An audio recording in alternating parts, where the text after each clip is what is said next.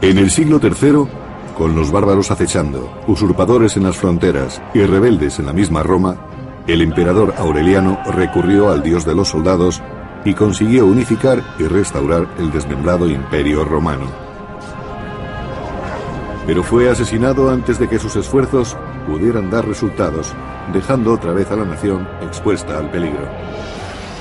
En los consternados días del Imperio Romano, muchos gobernantes compitieron por el poder. En medio del caos surgiría un hombre que eliminó a sus rivales y unificaría el imperio bajo un nuevo dios, Constantino, que no se detendría ante nada para salvar a una agonizante Roma. El Imperio Romano, Constantino el Grande.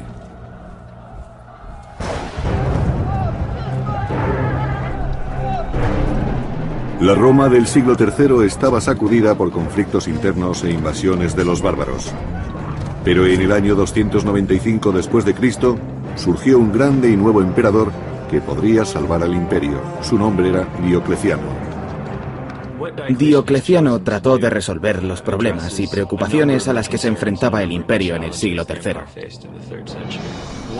Una de las medidas que tomó fue la reforma del sistema de defensa de las fronteras.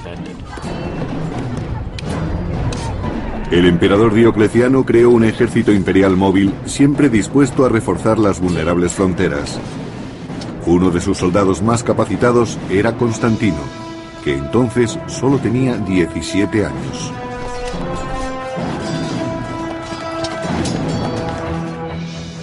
Era un soldado muy distinguido, lo que significa que era muy valiente en el combate y que realizaba toda clase de acciones atrevidas.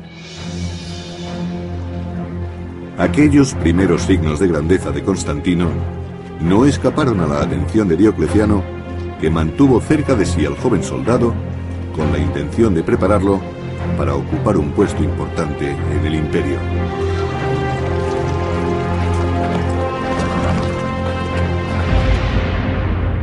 Otra gran reforma de Diocleciano fue dividir el imperio bajo el dominio de 4 coemperadores, uno en Illyricum, otro en Italia, el padre de Constantino en las Galias y Diocleciano en Nicomedia, Asia Menor.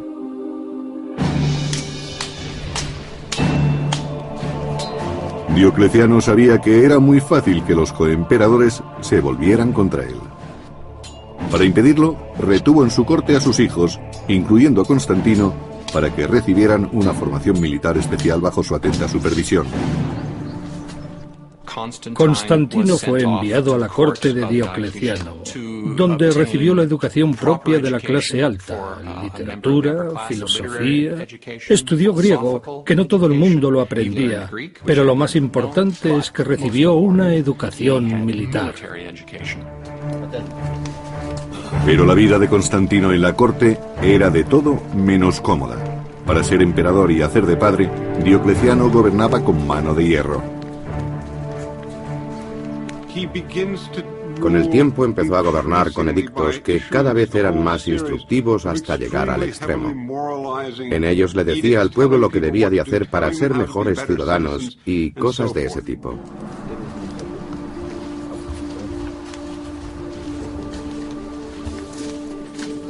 Diocleciano incitaba a que todo el mundo en su corte, incluido Constantino, ofreciese sacrificios regularmente. Diocleciano pensaba que debía la unidad del imperio a los dioses paganos de Roma.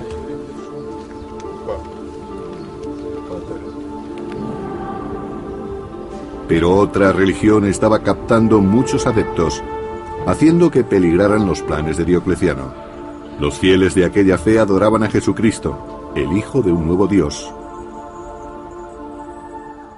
La Iglesia había crecido, no solo numéricamente, sino que tenía grandes riquezas y poseía amplios edificios. Era una institución muy próspera dentro del Imperio Romano.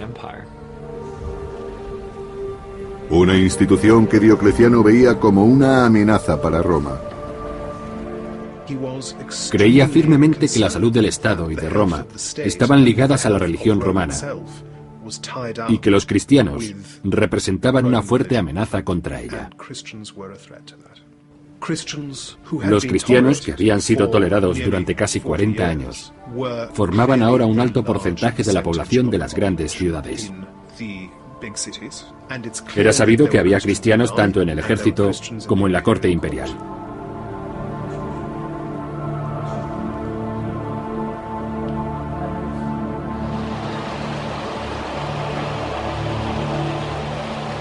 Diocleciano exigió que todos los soldados del ejército imperial ofrecieran sacrificios a los dioses de Roma, algo a lo que se negaron muchos cristianos. Diocleciano creía que todo lo que se opusiera al culto de los dioses protectores de Roma era una auténtica amenaza para el Estado, algo que podía acabar destruyéndolo desde dentro. Y eso pensaba de los cristianos en su ejército, que podían volverse contra el imperio.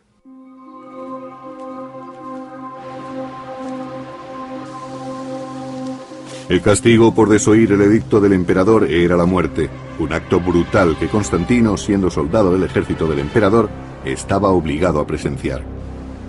Constantino empezó a preocuparse por el miedo y la discordia originados por las reformas de Diocleciano, una discordia que pronto se extendería fuera del ejército.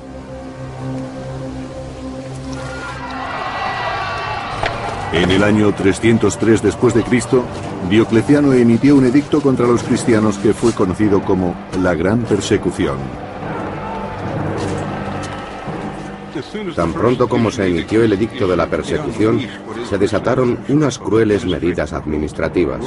Si los funcionarios encargados del edicto encontraban resistencia, llevaban a los acusados a los tribunales para torturarlos y conseguir pruebas contra ellos. Había que forzarlos para que pública y oficialmente adjuraran del cristianismo.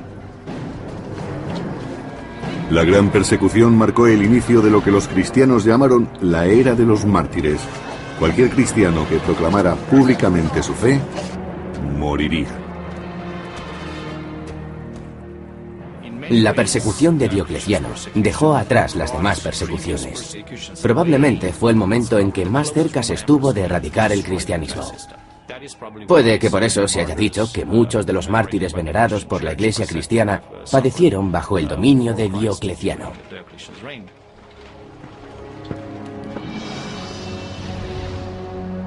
A pesar de sus diferencias acerca de las persecuciones, Constantino debía tener buen trato con el hombre que tenía su futuro en sus manos. Pero cuando Diocleciano cayó repentinamente enfermo y se vio forzado a retirarse, Constantino se quedó sorprendido al conocer que no iba a participar en el plan de sucesión. Diocleciano pareció comprender que Constantino representaba una amenaza, aunque hubiera participado en las campañas con él y se hubiera portado razonablemente bien en los combates. Se dice que hacia el final de su vida, Diocleciano tenía prisionero a Constantino en su corte para impedir que se reuniera con su padre y se relacionara con su ejército. Pero ahora, sin nada que lo retuviera en Oriente, Constantino decidió tomar las riendas de su destino y escapar del dominio de Diocleciano. Constantino partió de Nicomedia para ir a Boulogne, en las Galias, para reunirse allí con su padre, que gobernaba en Hispania, Galia y Britania. El padre de Constantino, el emperador Constancio, era ya muy viejo y no se encontraba bien. Además, estaba preocupado por la larga ausencia de su hijo. Pero en el año 305 después de Cristo, Constantino se reuniría finalmente con él, con un hombre por el que sentiría mucha más afinidad de la que jamás sintió por Diocleciano. Por lo que sabemos de la actuación de Constancio en Occidente, era una persona mucho más tolerante que Diocleciano, y desde luego sabía cómo ignorar algunas de las órdenes que había recibido por su parte.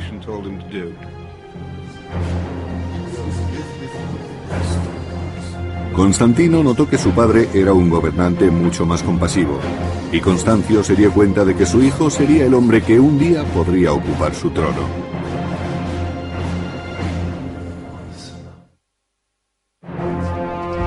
Cuando Diocleciano se retiró en el año 305 después de Cristo, Constantino pudo escapar de su rígido control y encontrarse en Occidente con su anciano padre Constancio. Constancio, uno de los 4 coemperadores de Roma, gobernaba Hispania, Galia y Britania, ahora amenazadas por los bárbaros pictos. En el año 305 después de Cristo, él y Constantino partieron de Boulogne para sofocar una rebelión en Britania. Los pictos eran una feroz tribu que vivía en la actual Escocia y atacaban desde hacía tiempo la Britania romana.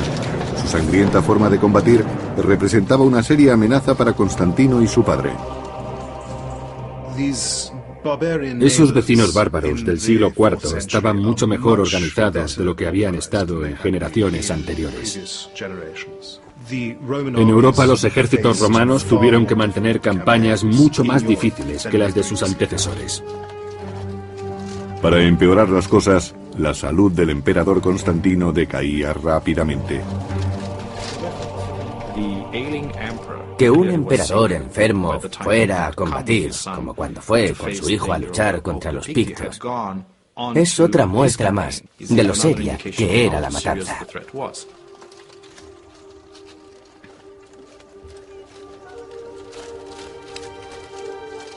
Con la salud de Constancio en peligro, Constantino tuvo que dirigir las legiones de su padre, asegurándose de que le fueran fieles en combate. Cuando Constantino volvió para encontrarse con su padre en Occidente, Constancio quiso que fuera escalando puestos en el mando y que participara en las campañas de su ejército. Los soldados debían conocerle, pues sería más fácil ocupar un puesto en el gobierno del Imperio Occidental, que era lo que Constancio siempre había querido.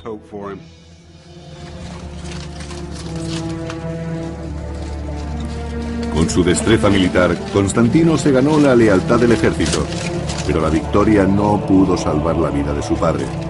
Finalmente, Constantino vio morir a un padre al que empezaba a conocer.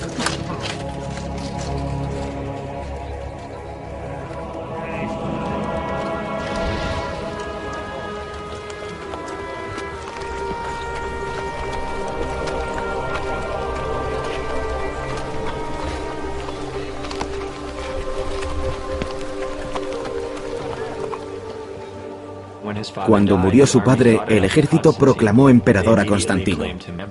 En cierto sentido era natural. Los soldados conocían bien a su padre y le habían sido fieles. Ahora conocían también a su hijo Constantino y sabían hasta dónde podían llegar con él.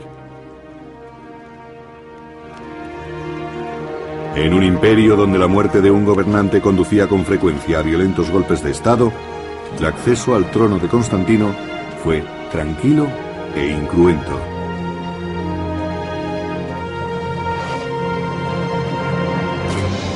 Los bárbaros francos atacaron la Galia en el año 306 después de Cristo, y Constantino tuvo que enfrentarse a su primer reto como emperador. Desde Britania se dirigió hacia el sur para luchar.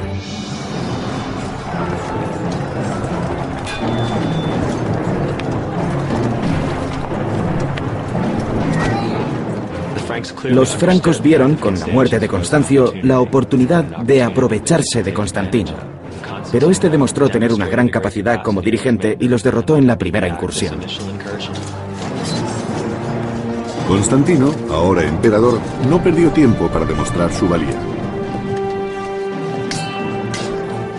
Se suponía que el emperador debía estar personalmente al frente del ejército y también se esperaba de él que ejerciera el mando en primera fila. Parece que Constantino era un militar de una gran capacidad. Con frecuencia dirigía las cargas de caballería en los combates y era un táctico muy capaz. También era inteligente y sabía que para ejercer el mando tenía que ganarse la confianza de su gente. Y los caudillos francos capturados le ofrecieron la oportunidad perfecta para conseguirla.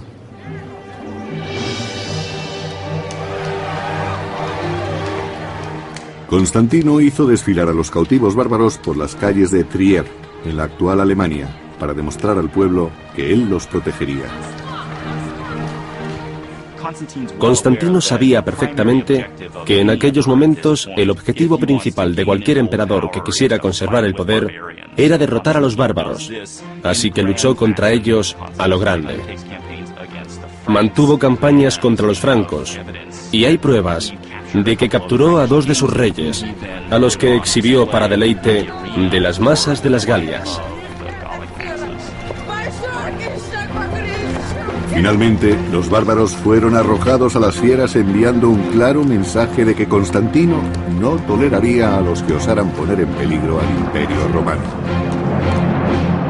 Pero en el año 306 después de Cristo, el imperio era amenazado desde el interior por un usurpador llamado Magencio, que se había proclamado emperador de Roma y pasó a controlar la mayor parte de Italia y del norte de África.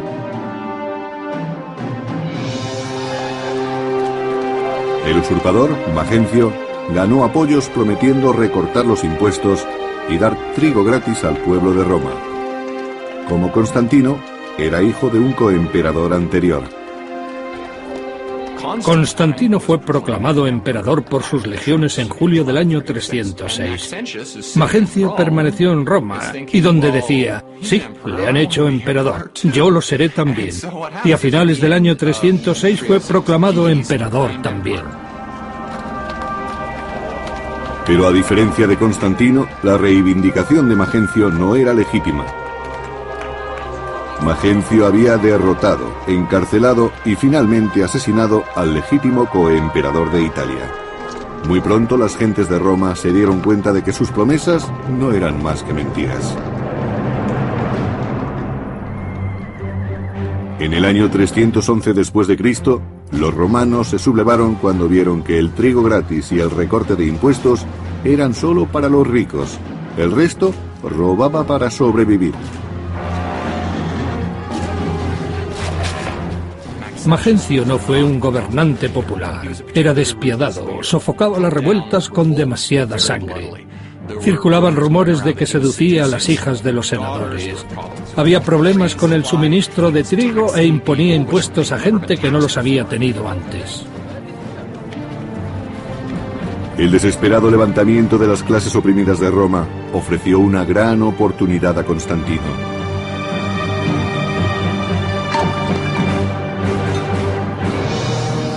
Con la esperanza de salvar al pueblo romano y de ampliar su influencia en Italia, Constantino partió de las Galias hacia Milán para cerrar un trato con otro coemperador, Licinio. Era un trato para consolidar el poder.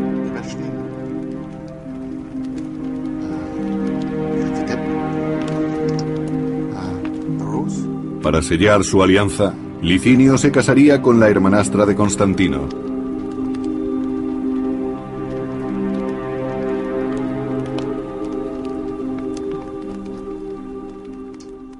Constantino utilizaba todos los trucos que conocía. Era una persona extraordinariamente ambiciosa, y no existía ningún camino hacia el poder que él dejara de explorar. Eso significa que durante su juventud estaba dispuesto a recurrir a cualquier cosa con tal de seguir aumentando su poder. Juntos, Licinio y Constantino engañaron a sus coemperadores en Oriente, haciéndoles creer que solo trataban de deponer a Magencio. Constantino quería aprovechar la situación para difundir por Roma que Magencio era un usurpador y un emperador ilegítimo. Él y sus seguidores se justificaron contra Magencio diciendo que había que deponer al tirano que se había instalado en la ciudad más importante del imperio. Pero en cuanto Roma estuviera asegurada, Constantino y Licinio se repartirían todo el imperio.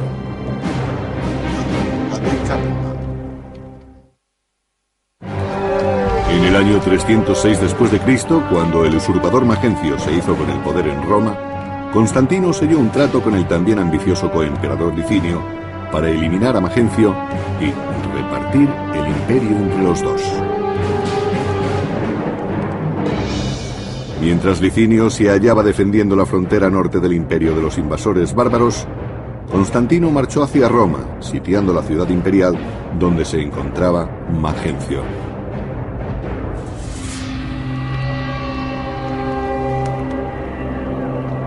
Tras las murallas de Roma, Magencio, pagano devoto, basaba su estrategia en la lectura de entrañas que hacía su sacerdote. Cuando tenía que combatir, Magencio se interesaba en recabar la protección divina recurriendo a los métodos que cualquier emperador romano hubiera seguido para disfrutar de esa protección. Desesperado por si debía esperar a que pasara la amenaza de Constantino o enfrentarse a él en batalla, Magencio buscó consejo en las profecías sibilinas. Magencio recurrió a las profecías sibilinas para encontrar una respuesta. Las profecías sibilinas eran libros guardados por sacerdotes con los que investigaban ciertas cuestiones. Además, los sacerdotes también ofrecían los servicios de un oráculo. El oráculo dijo que el enemigo de Roma moriría. Y por esa razón parece que Magencio cambió de opinión y decidió no esperar a que Constantino alterara sus planes y fue a encontrarse con él en la batalla. Considerando que el enemigo de Roma mencionado por el oráculo era Constantino, Magencio preparó a su ejército para el combate.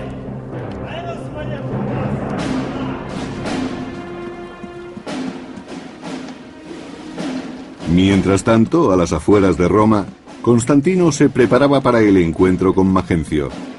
Constantino estaba inquieto, pues sabía que sus legiones eran inferiores numéricamente. Constantino estaba muy preocupado por el número de sus fuerzas y aceptó el consejo de que rezara a algún dios. En respuesta a sus oraciones, tuvo una visión que interpretó como un signo cristiano. El historiador del siglo IV, Eusebio de Cesarea, nos relata lo que se cree que sucedió tal como el mismo Constantino dijo. Alrededor del mediodía, cuando empezaba a declinar el día, vio en los cielos ante él el signo de una cruz luminosa. Dijo que estaba por encima del sol y que tenía una inscripción: con este signo vencerás.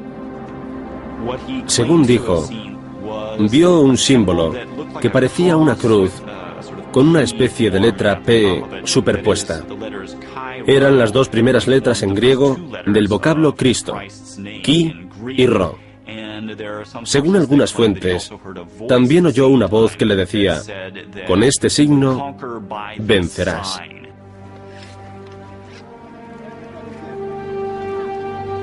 Constantino ordenó a sus soldados que pusieran Chi y Ro en sus escudos como enseña, convirtiendo el símbolo del cristianismo en un objeto de honor y no de persecución.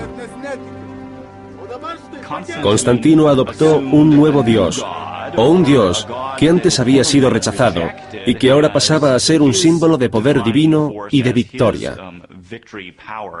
Aceptando el dios de los cristianos, el dios que había sido perseguido por anteriores emperadores, Constantino revolucionó las creencias. Con su conversión, Constantino transformó la inminente batalla contra el pagano Magencio en una prueba entre religiones. Constantino se encontró con Magencio en el puente Milvio, sobre el río Tíber. Era el único obstáculo entre él y su camino hacia Roma.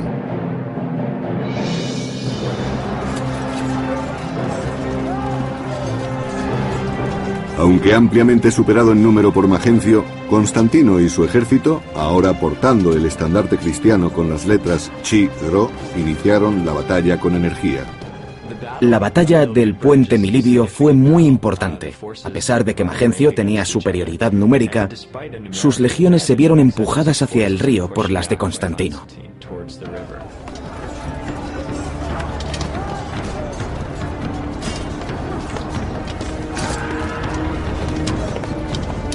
En las orillas del Tíber quedó sellada la suerte de Magencio. Constantino obligó a Magencio a aceptar el combate con el río Tíber a sus espaldas. Su posición era muy mala y cuando Constantino presionó, las legiones de Magencio se desmoronaron. Sin otra alternativa, Magencio huyó con sus soldados tratando de cruzar el Tíber a nado para llegar a Roma.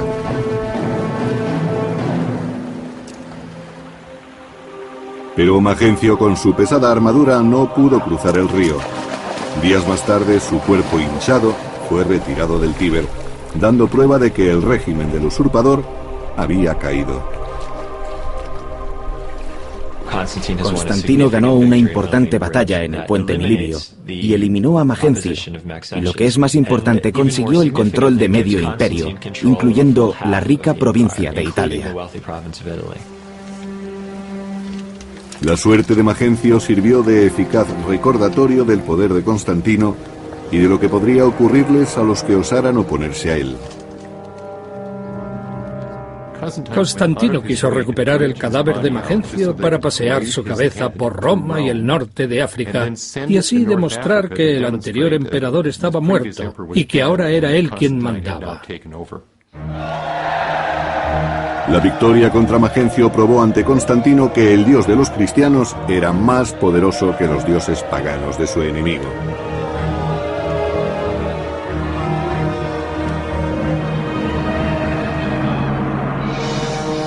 Con la derrota de Magencio, todo el imperio occidental pasó a manos de Constantino, y tal y como acordaron, dejó Oriente para Licinio.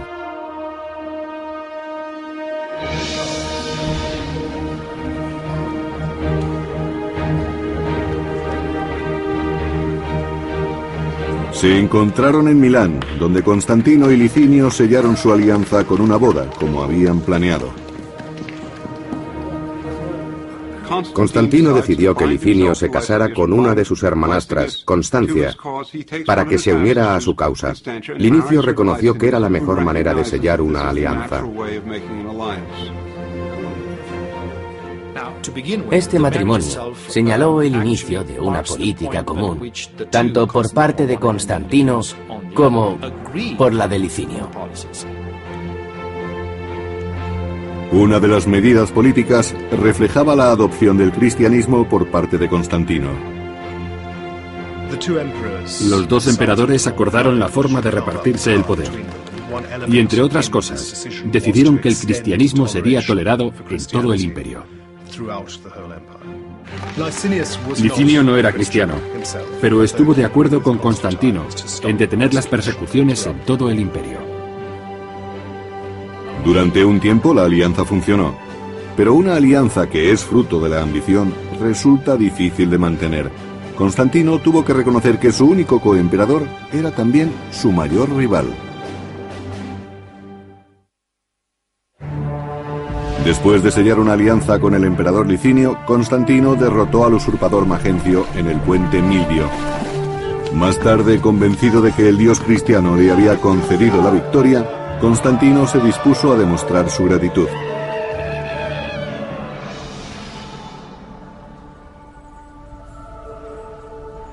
Por primera vez en 10 años, los cristianos del imperio pudieron realizar sus cultos en libertad y por primera vez su fe sería compartida con el emperador. Constantino se había convertido al cristianismo y abrazó seriamente la tarea de defender la Iglesia cristiana y seguir su doctrina. Su familia, incluyendo su hijo y heredero Crispo, se convirtieron también al cristianismo. Constantino no solo toleró a la nueva Iglesia, sino que en los territorios que estaban bajo su mando favoreció mucho a los cristianos. En el año 313 después de Cristo, Constantino y Licinio emitieron conjuntamente el llamado Edicto de Milán, recordado por el autor Lactancio del siglo IV. Garantizamos libertad a los cristianos y a todo el pueblo para que elijan la religión que deseen, para que sea cual fuere la divinidad que se encuentra en los cielos, permanezca apaciguada y sea favorable a nosotros y a los que están bajo nuestro gobierno.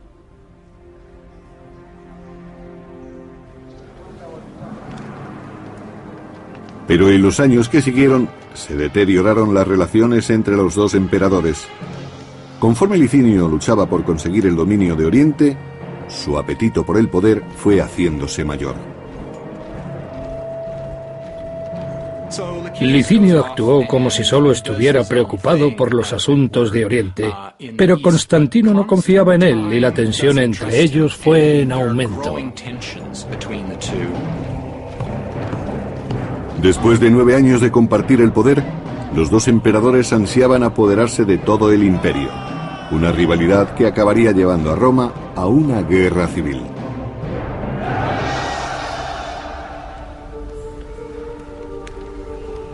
En Oriente, los cristianos cargaron muy pronto con el peso del creciente conflicto.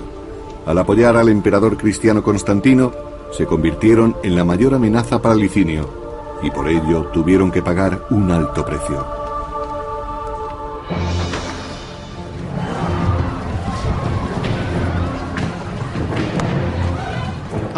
Una de las consecuencias fue la reanudación de las persecuciones.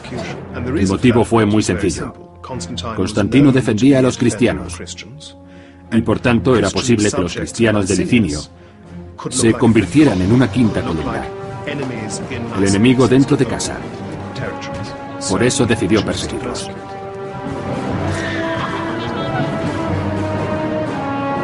Al mismo tiempo que quemaban iglesias y libros religiosos, desapareció la antigua alianza entre Licinio y Constantino.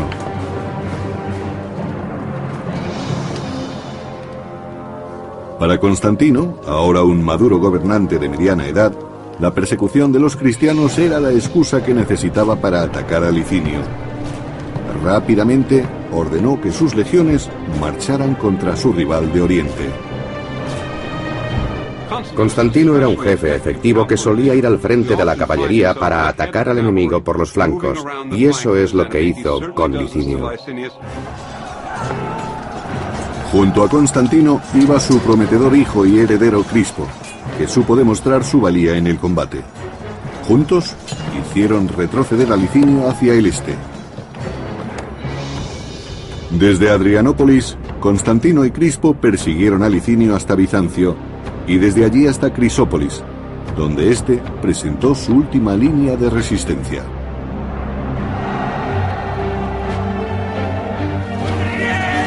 Allí, en el año 324 después de Cristo, arriesgándolo todo por el imperio, Constantino y Crispo se enfrentaron cara a cara con Licinio. Crispo heredó la capacidad militar de su padre. Era otro genio bélico. Sin su ayuda, puede que nunca hubieran tenido éxito en su lucha contra Licinio. Constantino y Crispo aniquilaron al ejército de Licinio luchando de nuevo bajo el estandarte del dios de los cristianos. Realmente la batalla de Crisópolis terminó antes de empezar. Constantino lanzó sus soldados contra Licinio sin encontrar ninguna resistencia efectiva. Consiguieron victorias fáciles. La confianza que Licinio parecía tener en sí mismo era mínima. Y en la batalla final, la victoria hizo que Constantino quedara como único dirigente de todo el imperio. Según Eusebio, obispo de Cesarea, las regiones orientales se unieron a las occidentales y todo el imperio romano fue agraciado con un único y supremo emperador. Prisionero en Nicomedia, Licinio tuvo que enfrentarse a un castigo brutal. Su único testigo era su amada esposa, la hermanastra de Constantino. Las relaciones que mantuvo con Licinio son muy interesantes. Hay que recordar que Licinio era su cuñado. Su hermanastra pidió clemencia para su marido y durante un tiempo Constantino fue magnánimo con él. Aunque los dos participaron en un banquete, Licinio fue enviado al exilio, donde sería ejecutado. A pesar de los ruegos de Constancia, la ejecución de Licinio llegó pronto y fue sangrienta, dejando claro que Constantino no mostraría clemencia ni siquiera con los miembros de su familia.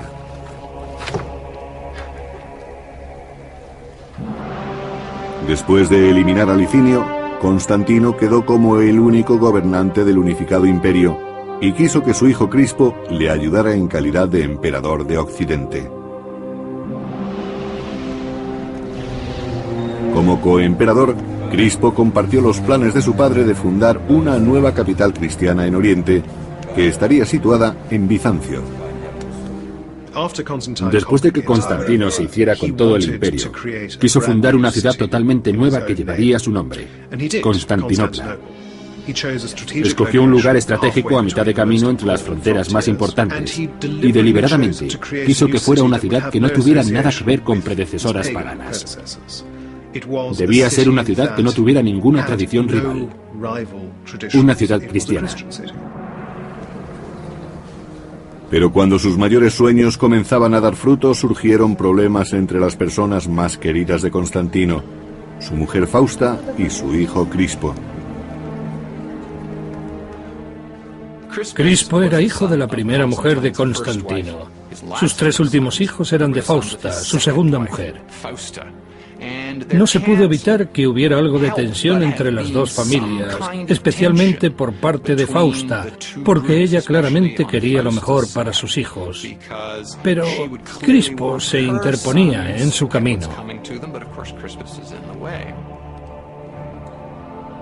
Celosa de que a Crispo se le hubiera dado el imperio de Occidente, Fausta estaba decidida a asegurar más poder para sus hijos. No importaba a qué precio. Con su hijo Crispo, Constantino había derrotado a Licinio, su último rival, consiguiendo por fin unificar el imperio bajo la nueva fe cristiana.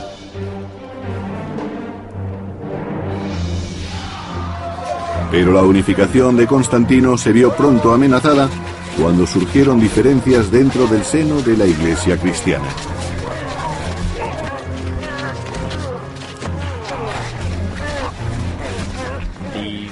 Hubo un gran revuelo entre los cristianos del Imperio de Oriente debido a una controversia sobre la naturaleza de Cristo, unida a la cuestión sobre quién debería ser el primado de la Iglesia de Oriente. Los obispos rivales incitaban a las gentes a que atacaran a otros cristianos con creencias diferentes. Se generó una violencia desconocida desde los tiempos de la persecución, ahora 20 años atrás. Desesperado, Constantino exigió que los altos cargos de la Iglesia pusieran fin a tan sangrienta controversia. Por eso convocó un concilio con más de 300 obispos que se reunieron en la ciudad de Nicea. Allí les exigió que llegaran a una definición única de las creencias cristianas. El resultado de ese conflicto es el Credo de Nicea, una profesión de fe que ha sobrevivido a lo largo de 1600 años y que se reza todavía en las iglesias cristianas de todo el mundo. Creo en un solo Dios, Padre Todopoderoso, Creador del cielo y de la tierra, de todo lo visible y lo invisible. Creo en un solo Señor, Jesucristo, único Hijo de Dios. Pero fue una definición de las creencias cristianas, en la que no todos estaban de acuerdo. Y eso creó muchos problemas para el futuro, porque los cristianos de creencias rivales compitieron por el favor imperial durante el resto del siglo. Así, los emperadores tuvieron que desviar su atención de otros asuntos de gobierno para solventar los problemas causados por las diferencias que existían entre los cristianos y sus obispos.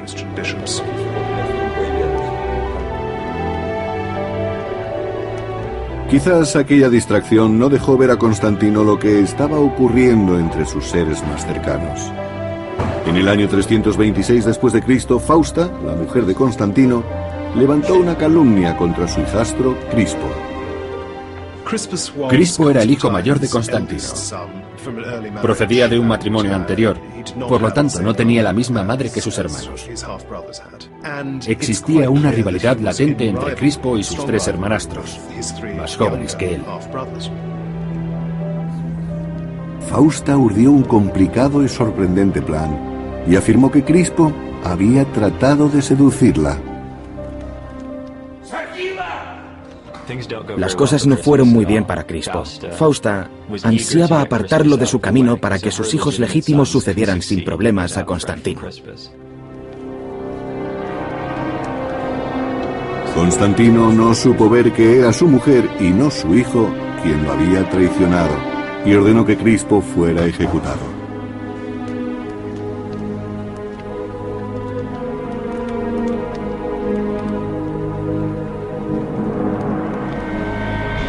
Prisionero en la lejana Pola, la actual Croacia, Crispo insistió en su inocencia. Pero aunque sus protestas cayeron en el vacío, tuvo una persona que abogó por él en la corte de Constantino. Constantino fue persuadido por su propia madre, Helena, de que quizá hubiera sido Fausta la que había urdido aquella pequeña conspiración en contra de su primogénito, diciendo que había sido violada o agredida por Crispo. Fausta quería que prevalecieran los intereses de sus hijos por encima de todo. Constantino había actuado demasiado deprisa, pero se dio cuenta de ello. Fausta pagó su traición con la vida, pero cuando Constantino reaccionó, era ya demasiado tarde para salvar la vida de Crispo. Los guardias ya habían recibido órdenes de ejecutar al heredero. No sabemos con exactitud lo que ocurrió, pero para el Imperio Romano fue un terrible golpe el que Crispo fuera sacrificado en ese momento de su vida. Sobre la conciencia de Constantino cayó una pesada carga. Como una especie de penitencia, Constantino pasó los últimos años de su vida edificando iglesias en Jerusalén, Belén, Constantinopla y Roma. Entre aquellas iglesias hubo una en Roma que fue construida donde se creía que se encontraba la tumba de San Pedro, un lugar de peregrinación que ha perdurado hasta nuestros días. A Constantino se le conoce más por sus iglesias. Eso es a la vez una muestra de su inclinación al cristianismo, así como una manifestación de su fe. Rehusando abandonar su fe a pesar de los enfrentamientos por los que tenía que pasar, Constantino dirigió la construcción de una iglesia dedicada a San Pedro.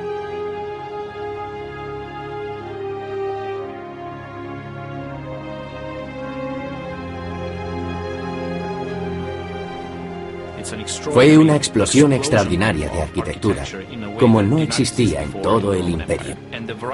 La gran variedad de planos se debe a los muchos arquitectos que participaron en su construcción. Y lo que es más probable, por las propias ideas de Constantino, que intervino en casi todos los proyectos. Constantino confiaba en que su devoción borraría sus numerosos pecados al final de su vida.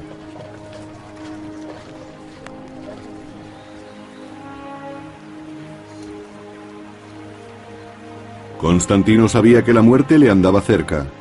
Viejo y sintiéndose enfermo, solicitó finalmente el bautismo en el año 337 después de Cristo.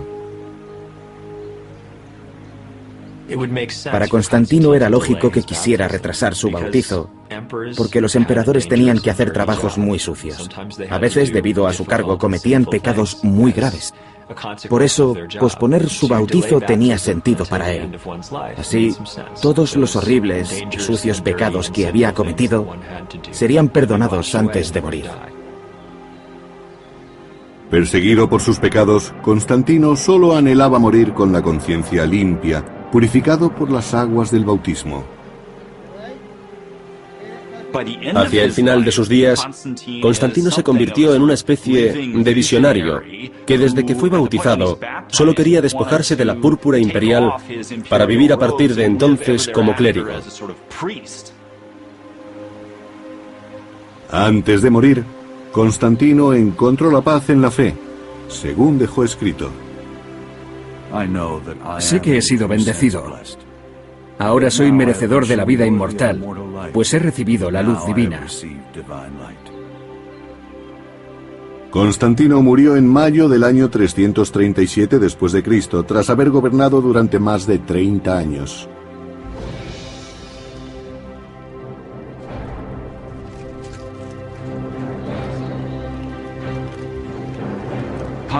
Constantino tuvo un éxito tremendo como emperador y como jefe militar.